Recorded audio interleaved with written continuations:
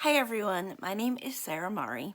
I'm one of the librarians at Portland Public Library in Portland, Maine, and I'm here today to continue with our picture book biographies, which we're reading in celebration of Black History Month. The book that we're going to read, or the person that we're going to read about today, is Georgia Gilmore, and this book is called Pies from Nowhere, How Georgia Gilmore Sustained the Montgomery Bus Riot. This book is by Dee Romito and illustrated by Laura Freeman. And this book is published by Little Bee Books. See some nice pie.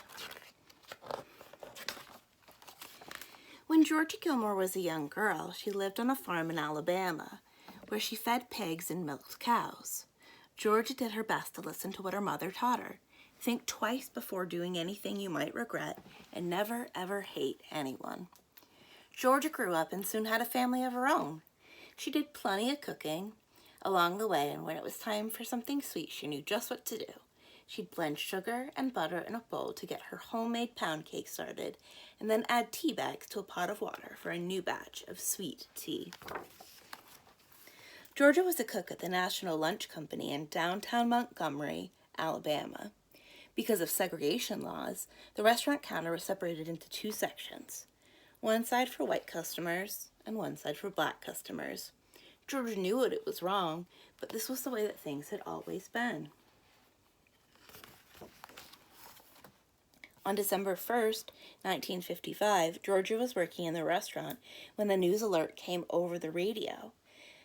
An African-American woman named Rosa Parks had been arrested for refusing to give up her seat on a bus for a white passenger. Rosa was tired of giving in to rules that were unjust, and she was not the only one. The next day, a flyer was passed around Montgomery, around the black community in Montgomery, asking people to boycott public transportation on Monday. It said, "Please stay off all buses."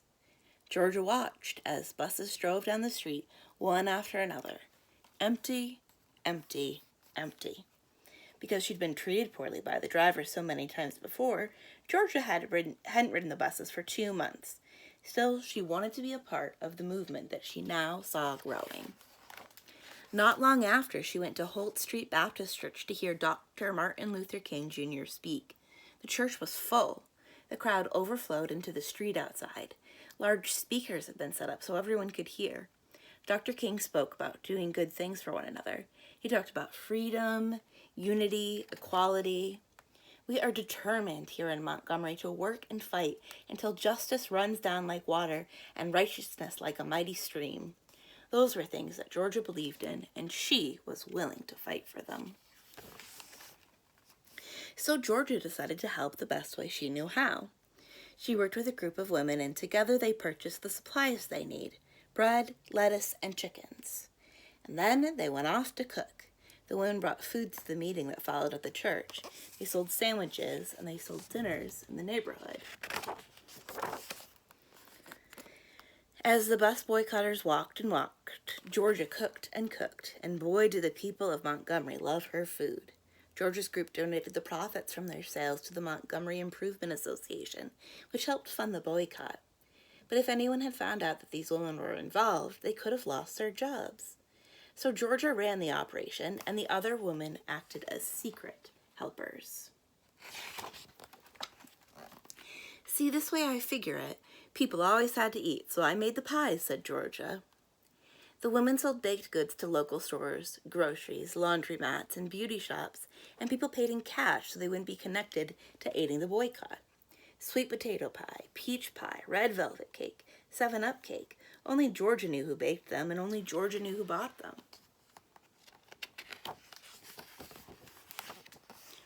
Every Monday and Thursday, Georgia would go early to the boycott strategy meetings at the church.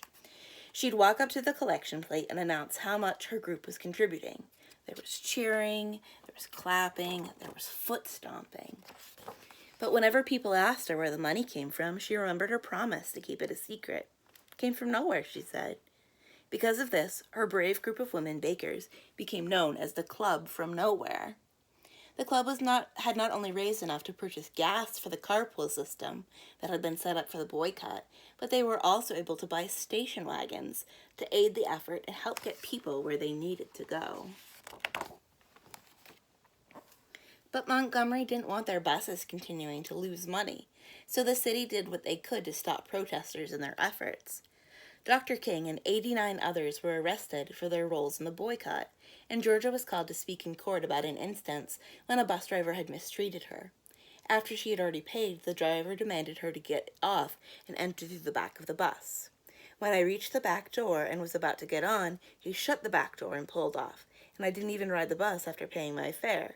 So I decided right then that I wasn't going to ride the buses anymore, Georgia testified.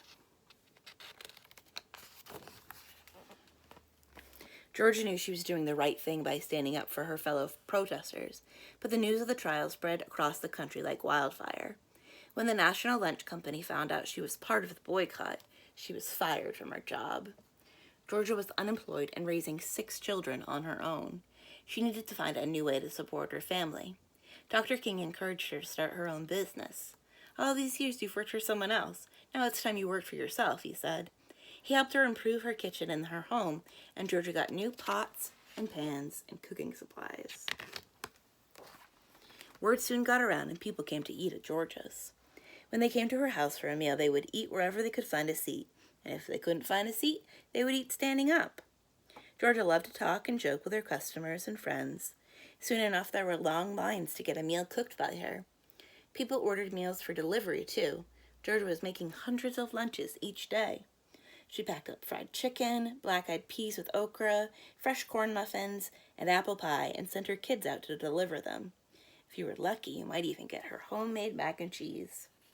She was providing good food for her community, but she was also bringing the people of Montgomery together, black and white. Dr. King frequently had meals at Georgia's house.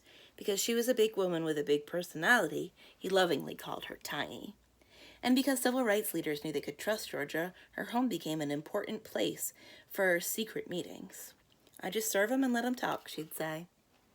On November 13th, 1956, Georgia was cooking in her kitchen, listening to music on the radio, when the station interrupted the song to deliver the news. The Supreme Court had declared that segregation on buses was illegal. The boycotters had won. Georgia was thrilled. People could ride the bus and sit anywhere they desired. At the next church meeting, Georgia sat in her seat and listened as Dr. King announced that the Montgomery bus boycott was a success.